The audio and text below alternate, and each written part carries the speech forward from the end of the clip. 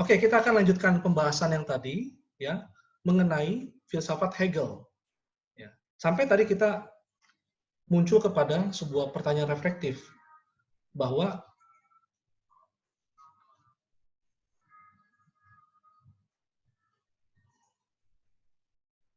kenapa Allah harus menciptakan alam semesta? Kira-kira kalau berdasarkan ilustrasi tadi tentang pematung, membuat patung, lalu dia menyadari bahwa dirinya disebut pematung ketika ada patung itu. Maka Allah yang imateri itu menyatakan dirinya melalui karyanya, yaitu alam semesta. Ya. Jadi pertanyaannya kenapa Allah menciptakan alam semesta?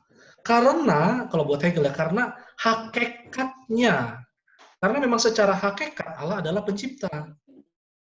Karena secara hakikat Allah adalah pencipta. Nah, kan tadi seperti pematung dengan patung gitu. Kita bahas tadi kan dialektikanya seperti itu. Tesisnya, antitesis, muncul sintesis. Karena Allah secara hakikat adalah pencipta. Maka ia harus menciptakan alam semesta. Karena itu adalah bagian dari hakikat dirinya. Bagian dari hakikat dirinya. Jadi dunia pun, semesta pun, alam semesta termasuk dalam hakikat Tuhan. Ada Tuhan. Nanti kita bicara tentang ada. Being. Being. Ada.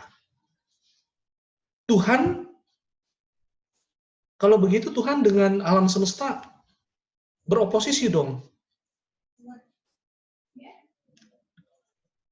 Begini, kata Hegel. Kalau alam semesta beroposisi dengan Tuhan, berarti kalau begitu ada yang membatasi Tuhan. Ngerti gak? Kalau memang ada yang bisa menjadi oposisinya Tuhan, berarti itu membatasi Tuhan, kata Hegel. Sedangkan Tuhan itu adalah maha segalanya, maha tidak terbatas. Dengan kata lain, materi itu pun nggak bisa membatasi diri Allah. Artinya apa? Di dalam materi pun Allah ada. Dengan kata lain, di dalam materi itu pun ada di dalam diri Allah. Karena Allah yang maha itu, maha segalanya, ya maha tak terbatas. Tidak ada sesuatu pun yang membatasinya, kata Hegel. Alam semesta adalah hasil, kalau menurut Hegel ya, alam semesta adalah hasil pembatasan diri Tuhan. Kok begitu? Ya maksudnya Tuhan yang tidak terbatas itu membuat dirinya terbatas, membuat dirinya menjadi terbatas, membuat dirinya itu disebut sebagai self-determination. Menentukan dirinya, self-determination. Jadi sekalipun alam semesta ini ada dalam bentuk yang terbatas, ya, itu tidak membatasi Tuhan, kata Hegel. Karena itu tidak lain adalah hasil dari pembatasan diri Tuhan. Mabuk ya. Pembatasan diri Tuhan. Hasil dari apa? Hasil dari Allah membuat dirinya. Allah membuat self-determination. Allah menentukan dirinya dalam pembatasan itu. Jadi sebetulnya malahan Hegel melihat self-determination atau pembatasan diri Allah itu adalah kebebasan Allah. Kebebasannya Allah. Buat Hegel, kebebasan itu bukan artinya orang bisa melakukan apa saja. Ya, tetapi buat Hegel, kebebasan itu artinya adalah bebas untuk menentukan dirinya. Bebas untuk menentukan dirinya atau self-determination. Bebas menentukan dirinya. Jadi tetap pusatnya adalah roh Tuhan. Kalau mau memahami Tuhan, ya, kalau mau memahami Tuhan, di dalamnya Allah yang Maha itu di dalamnya juga harus memahami alam semesta. Allah yang tidak terbatas itu dipahami dalam Allah yang terbatas. Dalam bentuk materi alam semesta. Jadi Allah sekali lagi bukan digambarkan seperti roh yang melayang-layang di atas alam semesta gitu ya. Allah nggak digambarkan seperti itu. Tetapi Tuhan itu digambarkan Tuhan yang hadir di dalam alam semesta ini. Sama tapi berbeda, berbeda tapi sama. Itu yang disebut sebagai identity indifferent, identitas dalam keberbedaan. Ya, dengan begitu, nah ini saya tarik lagi ke yang awal tadi. Dengan begitu, segala pengetahuan yang materi tadi, buat Hegel, segala pengetahuan adalah bentuk pengetahuan mengenai Tuhan. Segala pengetahuan yang ada di alam semesta ini adalah bicara mengenai Tuhan. Pengetahuan tentang Tuhan. Kenapa? Karena memang segala pengetahuan buat Hegel adalah manifestasi dirinya Tuhan. Manifestasi itu apa? Realisasi dari dirinya Tuhan. Mungkin ketika bicara tentang ilmu fisika, matematika, kimia, itu bicara tentang materi kan banyak di sana. Sebagai manifestasi penyataan dirinya Tuhan. Kalau kita meneliti alam semesta, ya, kita akan meneliti Allah dalam bentuk yang lain, kata Hegel, yaitu dalam bentuk materi. Nah, nanti makanya Hegel membuat tingkatan tuh. Tingkatannya apa? Mulai dari yang tadi saya bilang, ya, matematika, fisika, kimia, biologi, itu masih bicara tentang mengetahui tentang Tuhan melalui materi. Itu tingkatannya di bawah, kata Hegel. Nah, waktu bicara tentang misalnya seni itu udah lebih tinggi, kata dia. Apalagi kalau puisi. Kenapa? Karena puisi tidak lagi membutuhkan materi, kata dia. Semakin tidak membutuhkan materi, semakin dekat dengan yang imateri itu, yaitu Tuhan. Nanti dia tarik lagi kepada agama. Nanti paling tinggi buat dia filsafat. Karena nggak membutuhkan materi, itu konsep. Konsep tidak butuh lagi, tergantung lagi pada materi. Kata Hegel. Ya. Kata Hegel.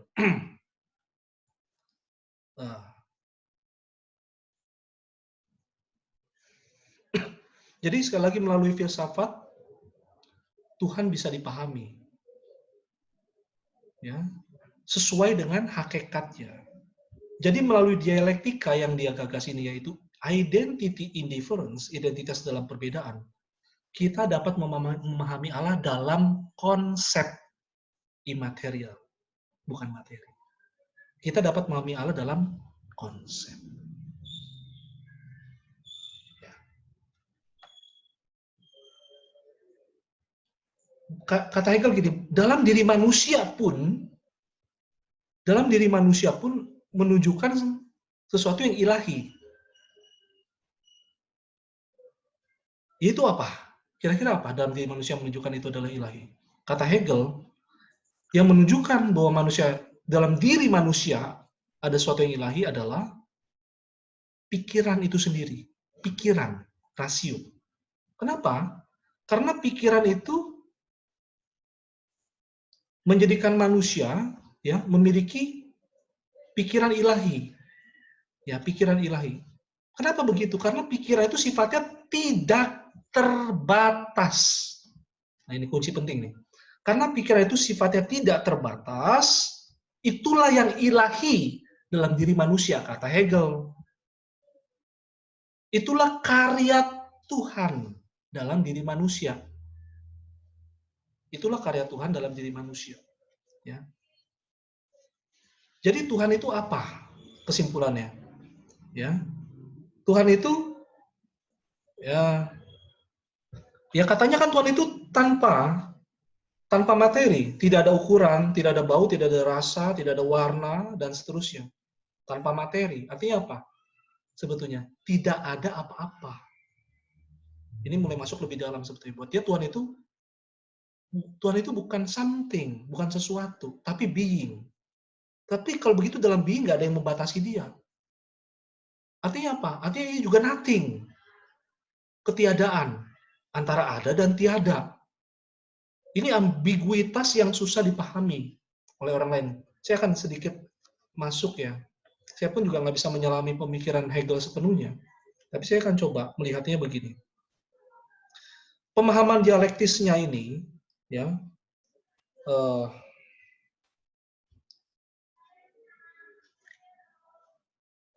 dia melihatnya mungkin seperti ini ya. Tuhan itu tidak terbatas, tetapi Tuhan itu mampu membatasi dirinya, ya, itulah Tuhan yang bebas, kata dia. Kalau orang tidak bebas, ya dia dibatasi oleh orang lain. Kalau Allah itu tidak bebas, dia dibatasi oleh apapun. Ya. Kalau begitu, kalau Allah bisa dibatasi oleh sesuatu, berarti Allah itu tidak bebas. Allah itu tidak otonom. Ya. Jadi yang terbatas dengan yang tidak terbatas, ya. Nah ini kata Hegel, berbeda tetapi juga sama. Sama tapi berbeda. Dalam yang terbatas ada juga yang tidak terbatas. Di dalam yang tidak terbatas juga ada yang terbatas. Contohnya dia kasih contoh seperti air putih. Kenapa kita bisa disebut itu adalah air putih? Karena di dalam air putih itu, ya, dia hadir sebagai putih. Kenapa begitu? Karena kita bisa bilang dia sebagai putih, ya, karena di dalam dia tidak ada warna lain, ketiadaan warna yang lain. Jadi ia dapat hadir sebagai warna putih melalui apa? Melalui negasi. Melalui antitesis, tidak ada warna lain yang hadir. Jadi semua warna lain ikut menentukan identitas putih. Identitas putih. Artinya apa? Karena berkat ketiadaan warna-warna yang lain, maka putih hadir menjadi sebagai warna putih. Kata Hegel. Artinya apa? Sekali lagi, warna lain ikut mendeterminasi putih dari putih. Kalau hitam hadir, bagaimana akibatnya? Ya, akibatnya akan menjadi warnanya abu-abu, bukan lagi warna putih, kata dia.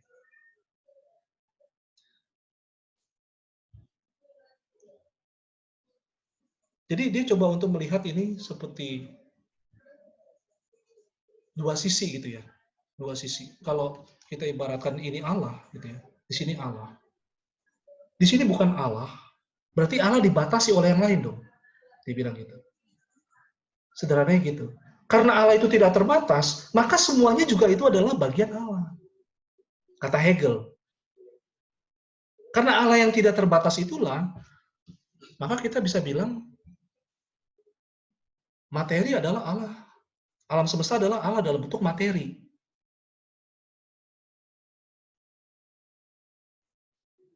Materi itu tidak bisa membatasi adanya Allah. Tidak bisa membatasi apapun, tidak bisa membatasi adanya Allah. Artinya apa? Allah merengkuh ada dan tiada. Ngerti gak maksudnya? Allah merengkuh ada dan tiada. Ini filsafat ambigu dari Hegel yang seperti dua sisi mata uang itu.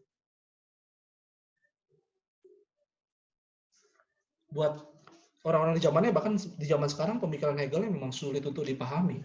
Ya, sulit untuk dipahami. Jadi semua peristiwa itu, kalau kita bisa kaitkan apa kontribusinya pemikiran Hegel kalau gitu. Ini akan membantu orang dalam pemikiran secara filsafat Hegel. Yaitu segala sesuatunya seperti mata uang. Bisa plus, bisa min. Bisa positif, bisa negatif. Contohnya apa? Pandemi corona. Kalau saya boleh kaitin dengan corona. Corona itu positif apa negatif sih? Ya kita tahulah. Melalui filsafat Hegel ini dia bisa disebut sebagai identity indifferent, katakan gitu ya, ambigu. Dia bisa positif, kita lihat positifnya apa? Alam semesta menjadi lebih hijau. Di foto positifnya apa? Ada banyak sekali. Coba sebutin apa positif dari dampak pandemi. Kita tahu kan virus itu kan negatif. Negatifnya ya banyak bikin orang mati. Tapi apa positifnya? Ada nggak positifnya? Ada. Apa?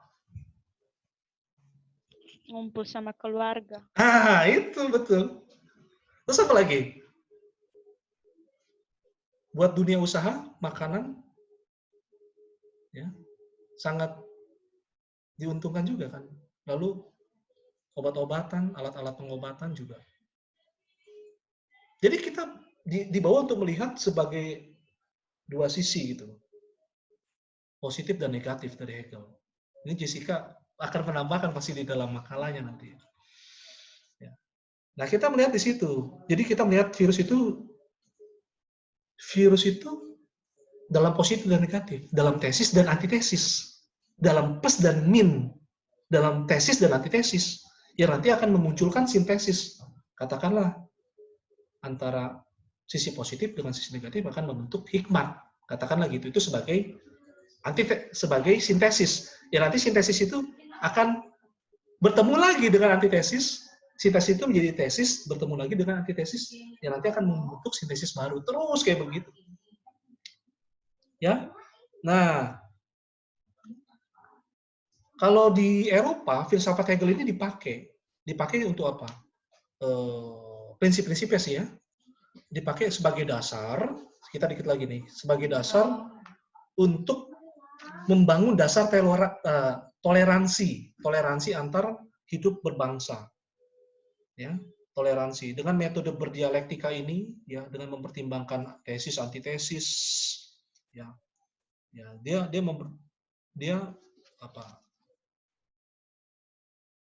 menerima sebagian dan menolak sebagian, gitu prinsipnya. Menerima sebagian, menolak sebagian. Ada penyangkalan, ada penerimaan. Karena begitu, karena seperti kayak kita logikanya kalau kita menyampaikan pendapat, kalau menyampaikan pendapat, semua orang setuju. Kalau semua orang setuju, tidak akan ada kemajuan, kata Hegel. Kadang-kadang perlu juga ada ketidaksetujuan. Ada juga, Pak. Iya, betul. Perlu juga ada ketidaksetujuan. Tetapi dia nggak berhenti di situ. Kalaupun ditolak, kalau ditolak mentah-mentah pendapat itu, dia juga nggak ada kemajuan. Jadi bagaimana dong? Diterima sebagian dan ditolak sebagian. Dipuji dan dikritik. Filsafat Hegel itu susah untuk dipahami, begitu ambigu. Begitu ambigu. Saking ambigu dia bilang tidak ada seorang pun yang memahami saya, kecuali murid saya, Edward Gans. Itu pun dia tidak memahami saya. Nah, sampai disitulah kita membahas tentang filsafat Hegel dan John Locke. Waktu kita sudah terus berjalan, ada yang ingin ditanyakan? Apakah ada yang ingin ditanyakan? Pak, Ya, silakan. Silakan. saya hanya mau sedikit memberi masukan kepada filsafat Hegel yang saya baca ya, Pak. Ya. Hegel mengatakan bahwasannya nggak ada kebenaran yang abadi. Terus nggak ada akal yang kekal, dia mengatakan seperti itu, Pak. Karena menurut dia yang satu-satunya menjadi titik pasti yang dapat dijadikan pegangan bagi filsafat adalah sejarah itu sendiri, menurut Hegel. Padahal ada kebenaran yang pasti yang tidak dapat diragukan lagi, sama halnya seperti yaitu kebenaran firman Tuhan. Jadi saya agak tidak setuju ketika Hegel mengatakan bahwasanya nggak ada kebenaran yang pasti ataupun pengetahuan yang tetap. Ya. Boleh-boleh aja kalau kamu mengkritik seperti itu. Hegel itu melihatnya kan sejarah, filsafat sejarah, karena dia kan bicara semua disiplin ilmu, termasuk sejarah. Dia lihat sejarah begini nih. Sejarah itu dilihat begini nih. Seperti kurva, ada bukit, ada lembah, ada plus, ada negatif, tapi berjalan maju terus, kata dia. Berjalan progresif maju terus, seperti gelombang itu ya.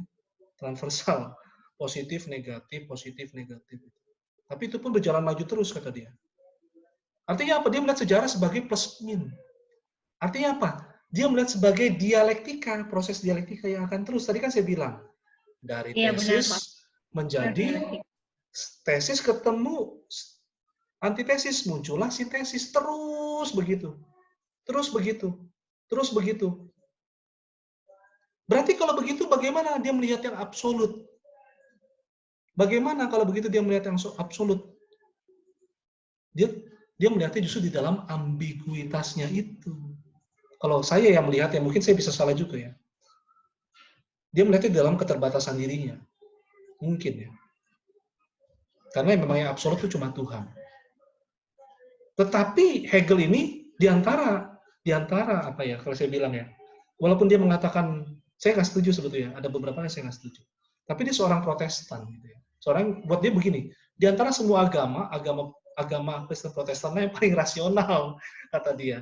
Karena memang konsepnya tentang tesis antitesis ya seperti tadi ya, creator, pencipta dengan creation yang dicipta, maka muncullah kesadaran Allah sebagai sang pencipta dari sana, menyatakan dirinya gitu.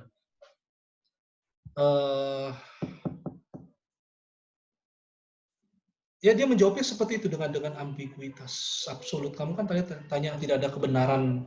Kalau gitu tidak ada kebenaran yang absolut. Yang ada adalah seperti sejarah itu pengejaran yang terus progresif kepada yang nanti dia percaya nanti ujungnya akan bergerak sampai kepada yang absolut itu yaitu Tuhan. Gitu. Jadi dia percaya filsafat sejarah dia bilang seperti itu tuh. Kan orang-orang banyak yang membuat teori filsafat sejarah itu dibilang sejarah seperti garis linear lah, sejarah seperti inilah, ada yang bilang sejarah seperti, kalau dia lihat sejarah seperti itu, seperti gelombang. Ya. Ada bukit positif, ada lembah negatif, ada transversal seperti itu ya. Itu sih pendapat saya pribadi. Ya, sekali lagi, mungkin Hegel kalaupun sekarang bisa hidup, dia bangkit, dia bilang, itu bukan maksud saya. Memang tidak, sulit sekali untuk memahami pemikiran Hegel itu. Ya, pertanyaan bagus, silakan yang lain.